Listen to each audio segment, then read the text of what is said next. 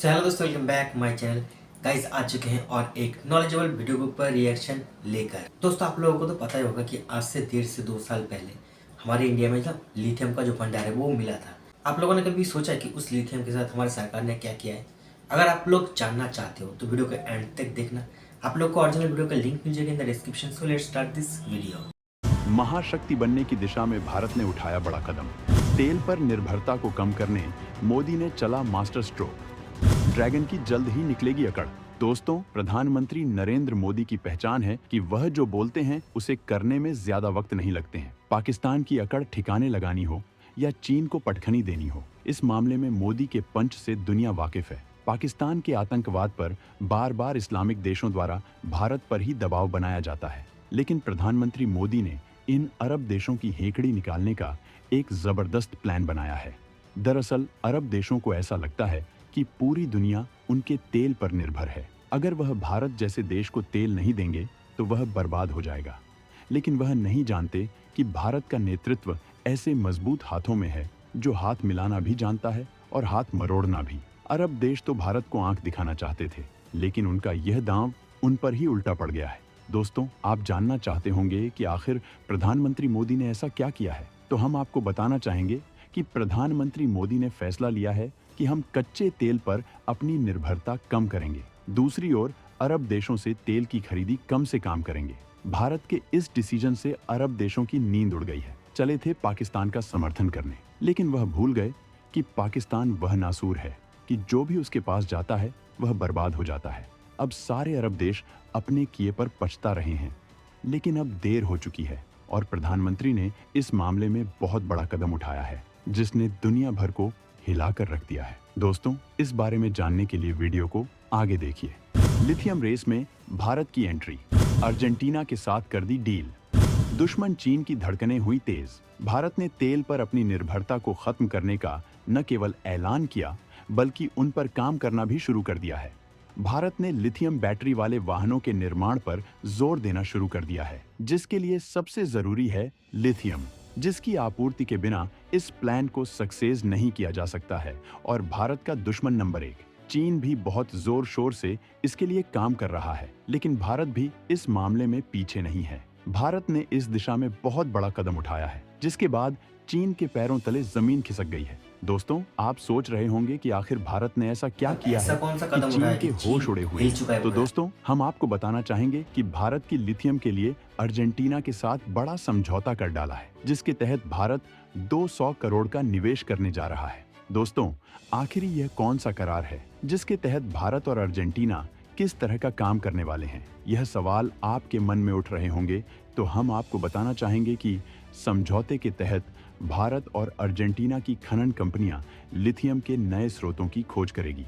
देश की सबसे बड़ी खनन कंपनी कैमियन के अनुसार अर्जेंटीना में लिथियम समृद्ध काटामार्का प्रांत के गवर्नर राउल जलील इस वर्ष भारत आने वाले हैं।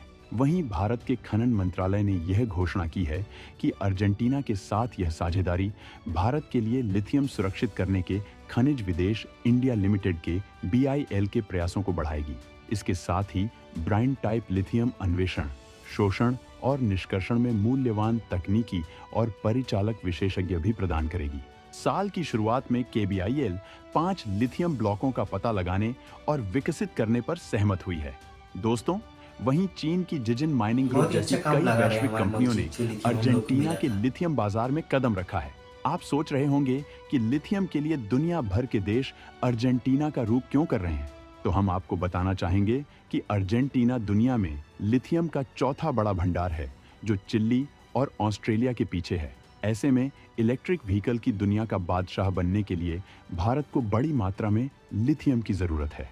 वहीं अगर भारत इलेक्ट्रिक व्हीकल वाहनों की स्कीम सफलतापूर्वक जमीन में उतरने में कामयाब हो गया, तो न केवल महंगाई से निजात मिलेगी, बल्कि दुश्मन देश चीन से निपटने में भी मदद मिलेगी। भारत का जो बड़ा बजट अलग अलग देशों से केवल तेल खरीदने में खर्च हो जाता है, उसे बहुत बड़ी कमी आएगी और इन पैसों का उपयोग दूसरे विकास कार्यों में हो सकेगा। इसके साथ ही अरब देशों की हेकड़ी भी निकल जाएगी, क्योंकि जब दुनिया उनसे तेल ही नहीं खरीदेगा तो उनके तेल के कुएं तो भाई और कितना दिन तेल अर्थव्यवस्था बेचेगा, बर्बाद एक दिन होकर एक रह दिन तो जाएगी। खत्म होने ही वाला है। वहीं भारत के दिल्ली जैसे शहर जो दुनिया के सबसे प्रदूषित शहरों में गिने जाते हैं, वहां प्रदूषण को रोकने में बड़ी मदद मिलेगी। आपके मन में सवाल उठ रहे होंगे कि इलेक्ट्रिक व्हीकल स्कीम में भारत कहां तक बढ़ पाया है, कहीं यह केवल ख्याली पुलाव तो नहीं? तो दोस्तों, हम आपको बताना चाहेंगे कि देश में इलेक्ट्रिक वाहनों की मांग तेजी से बढ़ रही है। 2023 में 4.23 बिलियन डॉलर के इलेक्ट्रिक व्हीकल वाहन बाजार का आकार 68% की CAGR से बढ़कर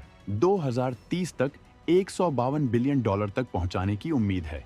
फिक्की यस बैंक की रिपोर्ट के अनुसार 2047 तक भारत में नए वाहनों की कुल बिक्री में 87% इलेक्ट्रिक वाहनों की हिस्सेदारी होगी। एक्सपर्ट्स का मानना है कि भारत में इलेक्ट्रिक व्हीकल मैन्युफैक्चरिंग हब बनने का दम है। दोस्तों, 40 विभिन्न प्रकार के वाहनों और 4.23 बिलियन अमेरिकी डॉलर के बाजार मूल्य के साथ भारतीय ईवी बाजार रेडीनेस सूचकांक पर दुनिया में 11वें स्थान पर है। भारी घरेलू मांग वाला बड़ा बाजार भारत में ग्रीन मोबिलिटी के सुनहरे भविष्य का संकेत देता है। तो दोस्तों वीडियो होते पे खत्म। वीडियो तो बहुत ही नॉलेजेबल था गाइस। वीडियो में जो बताया गया है डिटेल से बहुत ही जबरदस्त। वीडियो देखने के बाद आप लोग को पता चल चुका है पूरा डिटेल से कि मोदी जी ने हमारे लिथियम के साथ क्या किया है। यही तो है मोदी जी का खूबिया। जहाँ से सबका सोच खत्म होता है ना, मोदी जी का सोच वहीं से शुरू होता है। गाइस वीडियो में बताया गया कि 2030 तक हमारा जो इलेक्ट्रिक व्हीकल होगा वो 87% के करीब करीब होने वाला है 2030 तक। मगर मैं चाहता हूँ कि ये 2030 से पहले ही पूरा हो जाए। और वैसे भी दोस्तों पेट्रोल डीजल का जितना भी व्हीकल होता है उसमें से तो दोस्तों कार्बन रिलीज होता है। हमारे इंडिया में दिन के दिन व्हीकल का जो संख्या है ना वो बढ़ते ही जा रहा है। तो आप लोग सोचिए कितना ज़्यादा कार्बन रिलीज हो रहा है। और ये कार्बन किसका नुकसान कर रहा है? इन्वायरमेंट का, जिसमें हम आप सब शामिल हैं, हम सब का। आप लोग हमारी राजधानी को ही देख लीजिए, इंडिया के अंदर सबसे पॉल्यूटेड जगह है। दिल्ली का जो मौसम होता है ना गाइस, उसका पूरा संतुलन बिगड़ चुका है। ठंड में गाइस वहाँ पे इतना ठंड पड़ता है, बारिश का टाइम इतना ज्यादा बारिश कि आधा दिल्ली डूब जाता है। और गर्मी का बात तो कहो ही मत। और आप लोग सोचिए ये सिर्फ दिल्ली से शुरुआत है। अगर अभी भी हम नहीं समझे तो क्या हो सकता है हमारे साथ। और दोस्तों मोदी जी का एक सपना है कि इंडिया को कार्बन फ्री कंट्री बनाने का। अब ये सिर्फ मोदी जी नहीं कर सकते, इसके लिए हम सबको, इंडिया का हर एक नागरिक को काम करना पड़ेगा। नहीं तो ये जो सपना है मोदी जी का, ये सपना ही रह जाएगा। और जब हम पेट्रोल डीजल को साइड में रखकर इलेक्ट्रिक के ऊपर ज़्यादा हद तक डिपेंडेंट हो जाएंगे तो पेट्रोल डीजल में जितने भी पैसा हमारा खर्च होता है ना वो बच जाएगा।